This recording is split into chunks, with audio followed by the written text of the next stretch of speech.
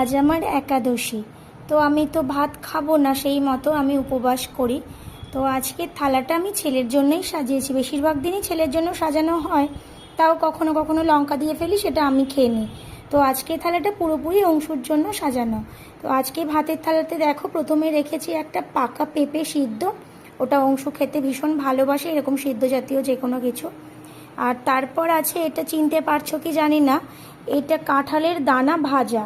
এটাকে আমি সেদ্ধ করে নিয়েছি, নিয়ে তারপর একটু শুকনো লঙ্কা সর্ষের তেল ফোড়ন দিয়ে আর এটাকে আমি ভেজে নিয়েছি।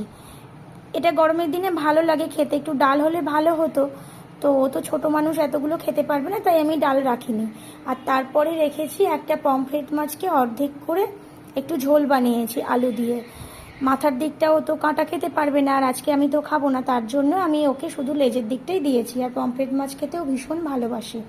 আর তারপর রেখেছি একটু আমড়ার চাটনি। দেখো, আমড়ার চাটনিটাও ও ভীষণ ভালোবাসে, চাটনি জাতীয় কিছু ও ভালোবাসে, যেহেতু টক মিষ্টি তো। তো ছোট্ট বাটিতে এক বাটি দিয়েছি ওটা। আর তারপরে রেখেছি কয়েক টুকরো শসা। তো আজকের এই ছোট্ট অংশুর থালাটা তোমাদের কেমন লাগলো অবশ্যই জানিও। ভালো লাগলে একটা লাইক করে পাশে থেকো। ধন্যবাদ।